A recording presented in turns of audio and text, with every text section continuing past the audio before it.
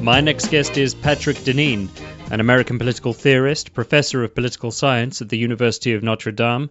He's also the author of Why Liberalism Failed, which we'll no doubt find time to talk about, not least because where the subject matter relates to fairly recent historical shifts in the political settlement of the West, the fact that we are now in the grips of the biggest economic seizure of the 21st century due to the coronavirus pandemic, it looks increasingly like a decisive paradigm shift is on the horizon.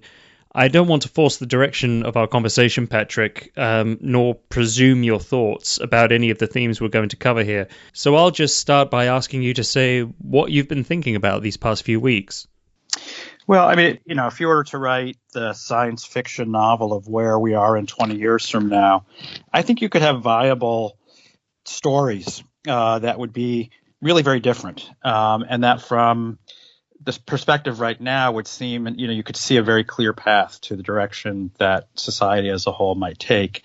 So let me start with the ones that I'm most fearful of, and then maybe we'll move to a conversation of where I have at least some hope, if not entirely optimism. But what I'm most fearful of is in some ways a kind of doubling down in the direction in which you can already see Western society moving, and that was really a kind of managerial, sort of a techno-managerial state with growing sort of authoritarianism in a kind of statist, kind of what we call crony capitalism. On this side, I don't know if that's a British phrase, but a kind of statist capitalism, a managed capitalism, more or less managed by a cooperation of elites in the public and the private sector. This is all described by James Burnham in his 1941 book, The Managerial Revolution. We talked about a kind of the ownership, the sort of ownership of technique becoming the most important feature of the new elite. And you can already see the outlines of how there would be a doubling down of this kind of techno-managerialism combined with a growing authoritarianism at the central state level, in which the economy would be, as we're seeing right now, of course, to the extent we have an economy, it's entirely run by various Federal Reserve, European banks, and so forth.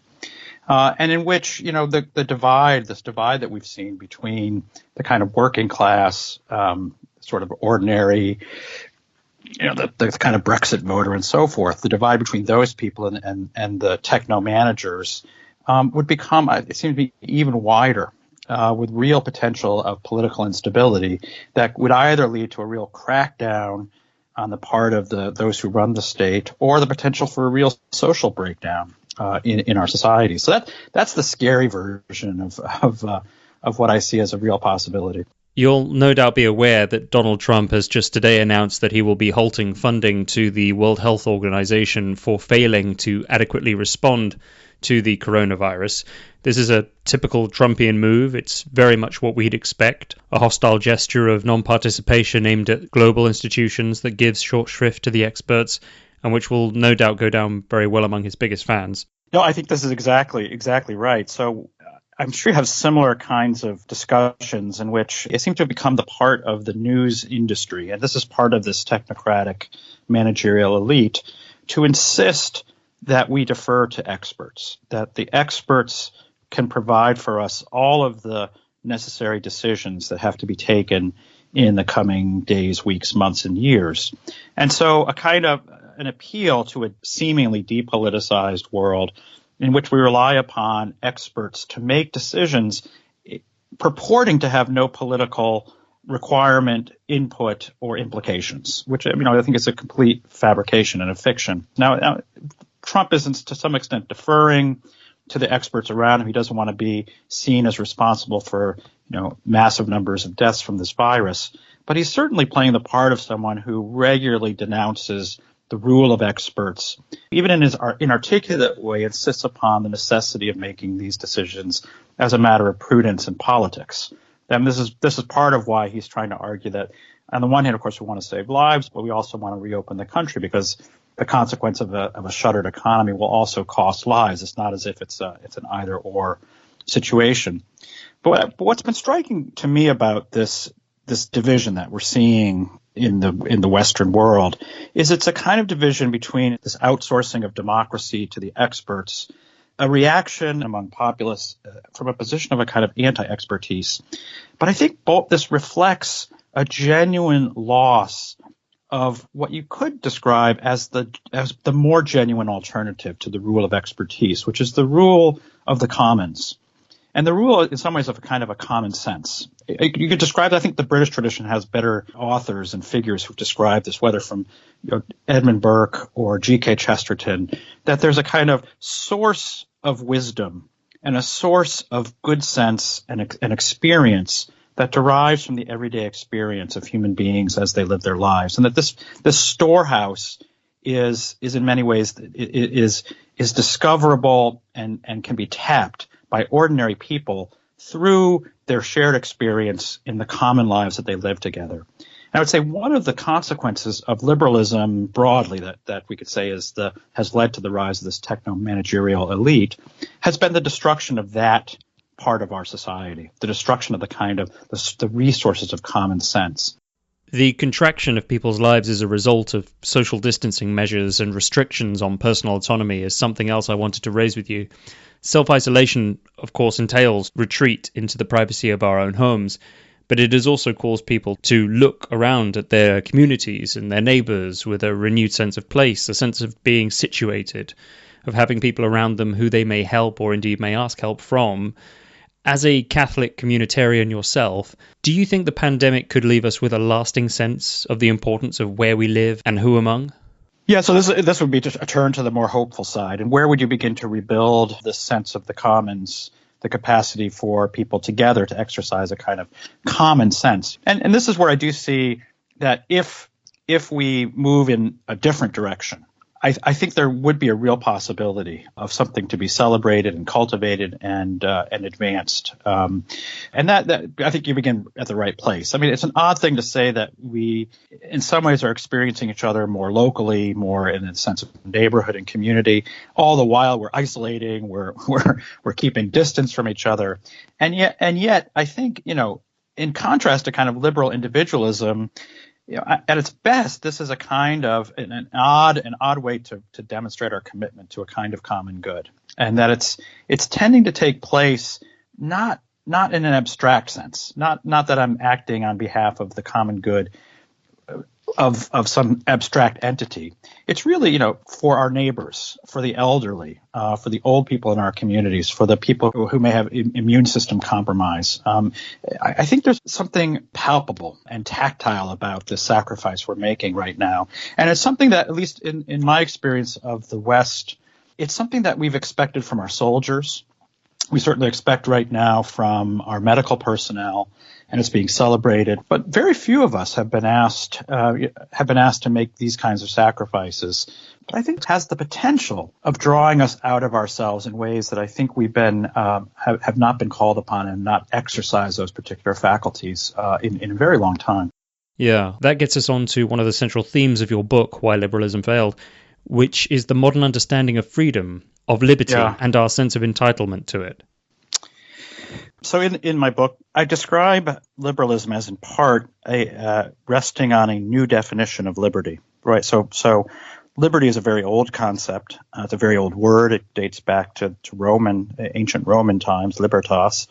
So it's not a new liberty itself is not a new understanding, but the modern understanding of liberty, as you described it, this idea of the autonomous individual, the sort of self-making self. It really rests on a redefinition of liberty that takes place in the early modern period, and I really focused on two aspects of this core redefinition of liberty. The first of these was really in the world of political philosophy, I think also theology, which was a kind of let's say a belief in theory, a belief in philosophy that became more and more true in practice, at least in our experience of the world, which is the belief in our self-sufficiency. So this is the image of the human being existing in the state of nature, the person who can survive, exist without any kind of reliance upon, connection to, relationship with any other human being.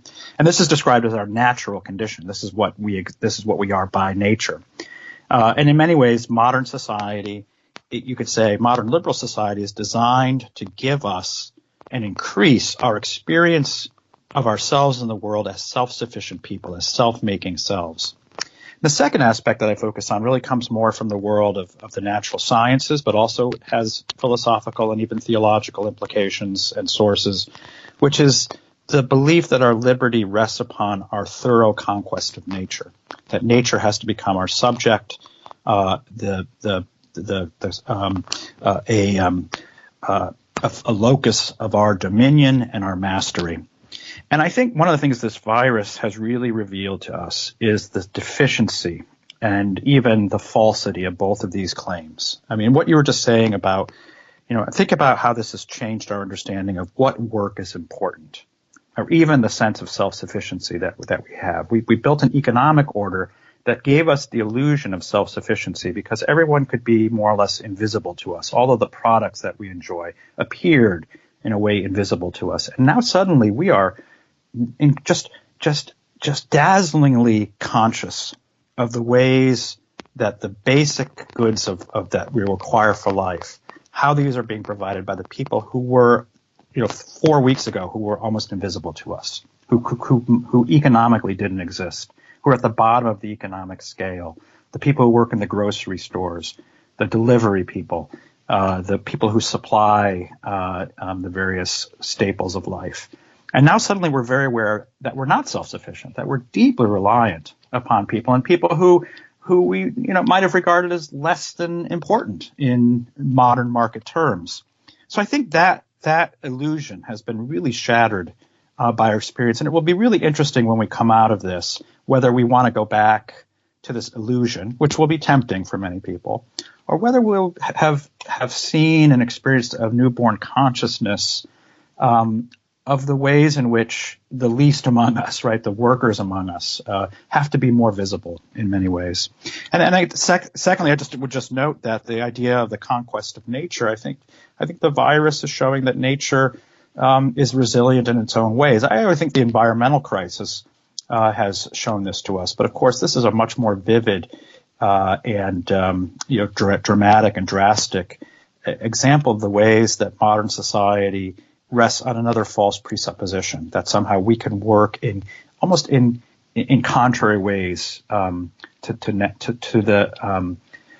the surprises of nature and to the necessities and requirements of nature. And of course, we're all hoping for a cure, some way of overcoming this great plague. But at the same time, I think it is an abject lesson that we are not simply the masters of nature, that nature is something that requires our respect and even at some level a kind of deference.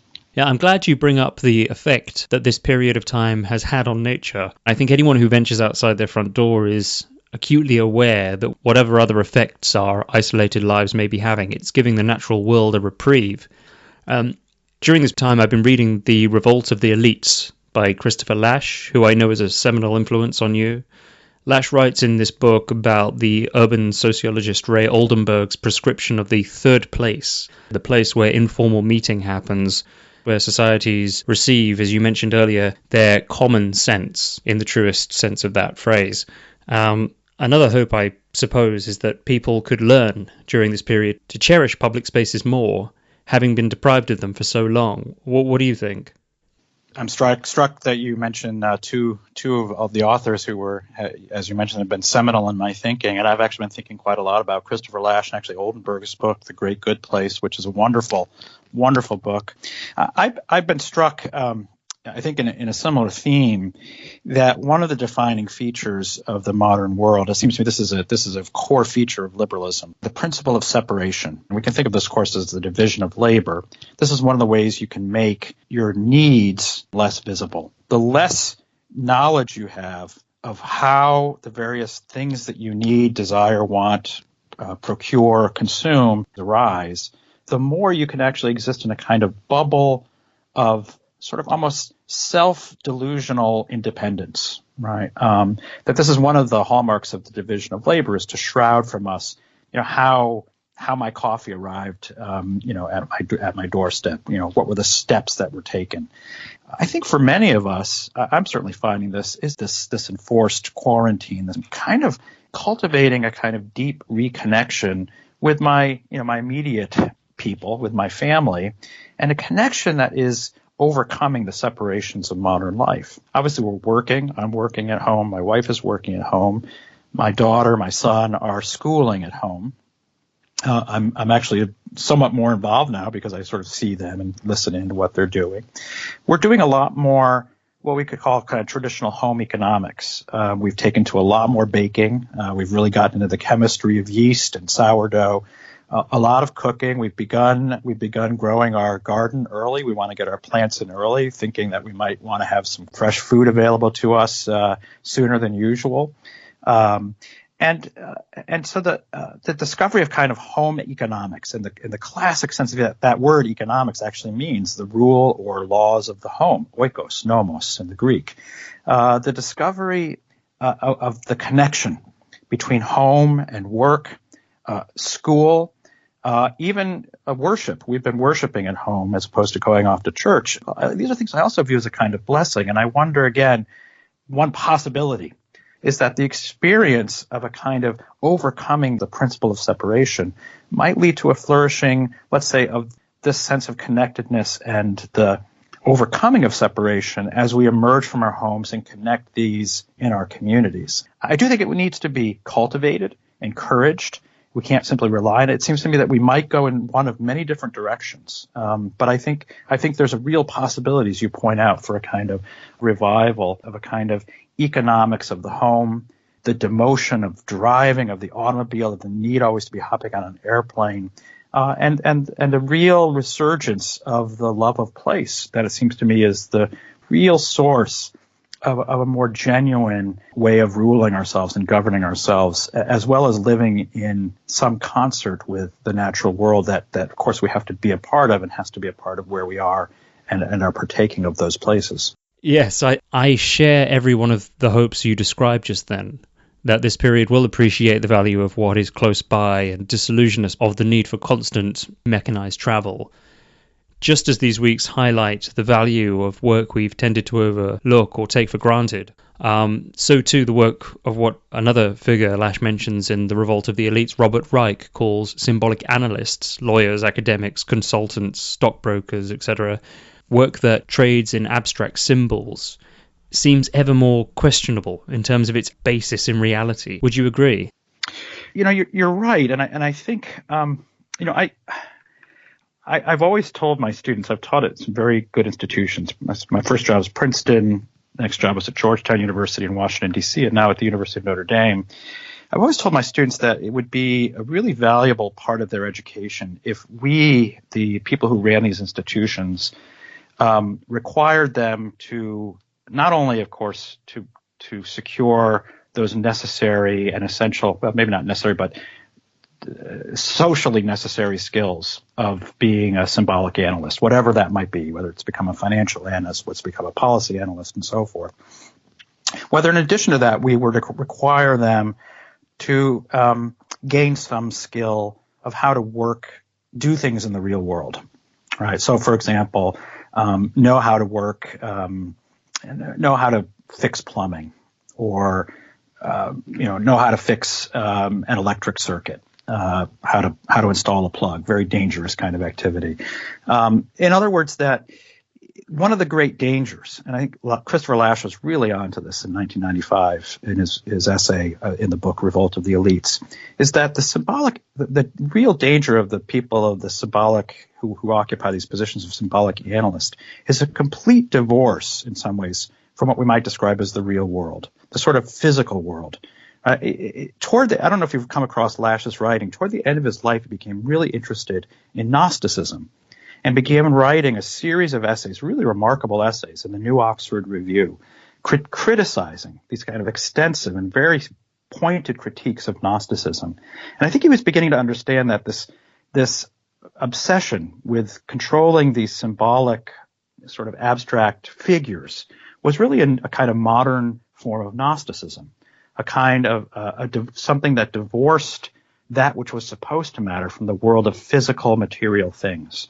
And for this reason, it was building a society based upon a kind of, again, a fiction, almost a theological error that sought to demote and overcome the core physical aspect of our existence. And I always thought it would be a valuable thing for the people who are going to occupy these positions of importance to encounter these kinds of skills, because it would introduce that amid the kind of work that they would be doing, there was the kind of work that actually had real limits, real rules, right?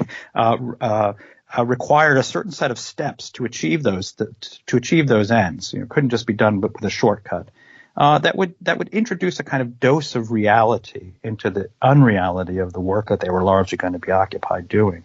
So I think one thing that would be not just of value theoretically, but today in a very practical sense would be to have some access to and knowledge of these skills that would once have been part of a kind of cultural inheritance, something you would learn from your father or your mother, right? Baking bread or learning to fix something in your house.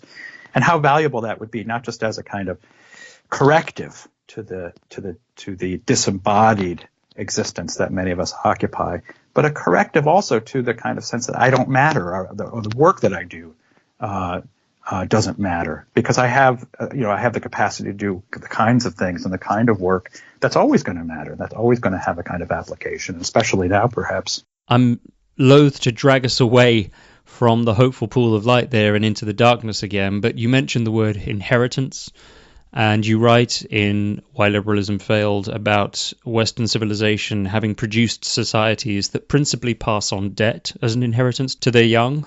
I think it's clear, as I said at the beginning, that the economic consequences of this are going to be huge. How vivid are your fears about this? There's a real possibility of a kind of populist reaction to our to the circumstances in which we'll find ourselves that will make our current and previous populist moment almost modest by comparison. Because we have an economy that, as you note, has been run on leverage. It's been run on not just debt, but on leveraged debt, on basically massive, sort of huge amount of risk in the belief of a sort of ceaseless economic growth, a kind of almost a Ponzi scheme in which no one in this generation would be the one stuck holding the bag. It would be some future generation. And I think underlying that is kind of delusional progressive belief that the merry-go-round would never cease and the music would never stop playing. So you could say that there's debt that has some justification, but a lot of the debt that we have undertaken has been to undergird this experience of ourselves as self-making selves. I really do think it's about the creation of human beings that exist without even the illusion of relying upon other human beings. And one of the ways you do this is you kick your reliance into future generations so that the people who are paying for your pleasure today are completely invisible to you. So we're not just experiencing, it seems to me, a crisis in which we're going to increase the debt. We're experiencing the crisis that comes when you already are such an indebted society that the only way you can confront a civilizational sort of cataclysm like we're experiencing right now is to increase the levels of debt so that you prevent the system from collapsing. And that's really what's been happening. So what we're going to continue to have is this two-tier society in which the wealthy will be backstopped by the printing presses of the central banks, in which those who are less wealthy, the small owners, the small businessmen, obviously the gig workers and so forth, are going to witness firsthand and experience firsthand how deeply, sort of systemically unequal the system is based upon whether or not you have a realistically repayable debt or a debt that will be backstopped broadly by the system. Where's your third place, Patrick? The place you're anxious to return to be among others, to break bread with them? Well, it would depend on the day of the week and what time. It will either be to gather with friends, perhaps on a porch, share some glasses together, or it will be to go to church. I've been craving to be in the presence of the sacrament and to worship together with our community. So, in a sense, both of those are born of the same origin: the desire to share communion and community. And one of those two will be first or second. Okay, so your corner table stands squarely in God's house. Amen. Well, with that image of friends coming together on the porch, I'd just like to end by casting back to when we first met in London last year at the University of Notre Dame campus there. I believe I asked you really quite naively how well you knew the work of Wendell Berry, to which you replied, pretty well. I've spent many hours talking to the man on his porch. I've since become more familiar with his poetry, particularly the Mad Farmer poems. Yeah. There's an extract I read recently, which I'd like to read here if I may, because it captures the current feeling so well. Yeah. Come all ye conservatives and liberals who want to conserve the good things and be free. Come away from the merchants of big answers, whose hands are mettled with power, from the union of anywhere and everywhere, by the purchase of everything from everybody at the lowest price, and the sale of anything to anybody at the highest price, from the union of work and debt, work and despair, from the wage slavery of the helplessly well-employed, from the union of self-gratification and self-annihilation, secede into care for one another, and for the good gifts of heaven and earth. Come into the light of the body, the one body granted to you in all the history of time. Come into the body's economy, its daily work, and its replenishment at meal times and at night. Come into the body's thanksgiving, when it knows and acknowledges itself a living soul. Come into the dance of the community, joined in a circle, hand in hand, the dance of the eternal love of women and men for one another, and of neighbours and friends for one another. Always disappearing, always returning, calling his neighbours to return, to think again of the care of flocks and herds, of gardens and fields, of woodlots and forests, and the uncut groves, calling them separately and together, calling and calling. He goes forever toward the long restful evening, and the croak of the night heron over the river at dark. Marvelous. I'm struck. Was there a line early on where he speaks of the merchants of the big answer? That's right. Yeah, that's a striking line. Actually, I've been reading quite a bit of Wendell Berry myself. In particular, many of his essays in which he defends what he usually calls local knowledge. In some ways, what I've been calling culture, the kind of bottom-up form of knowledge. And in particular, I mean, it's a great example of the kind of knowledge you could say contrasts with the sort of top-down knowledge of the expert. And this is exactly what I began by talking about, that this is the reservoir of self-governance, right, that can exist in a local community. And in particular, it seems to me that this is the kind of the form of knowledge and the form of being in the world that Wendell Berry, I think, describes beautifully there, in contrast to the merchants of the big answer, that would contrast to a system that is revealed to be entirely fragile, right? This is our system. I think one of the things this virus has revealed is how fragile our system is, right? Our economy nearly collapsed about 3 weeks ago because of and it may still do so because of the sort of rolling sort of avalanche of unpayable debt that was on the brink of rendering the banks and the various financial institutions broke, which would have, they said, was going to basically stop the monetary system, right? The monetary system would cease to exist. And whereas in an essay that Berry writes in defense of local knowledge, it's this bottom-up understanding of what makes a society work over time, over a long period of time, that gives it a kind of resilience, right? That resists the fragility of systems that are too big, that can only, right, be subject to one big answer. And I think this might be a lesson that we can learn or relearn. And it seems to me reading not just a bit of Christopher Lasch, but reading a good amount of Wendell Berry right now might be a good way to spend some of these hours of quarantine. Patrick, this has been a joy. Thank you. I'll see you when you're next in London. Until then, stay well. Cheers. Thanks. Be well.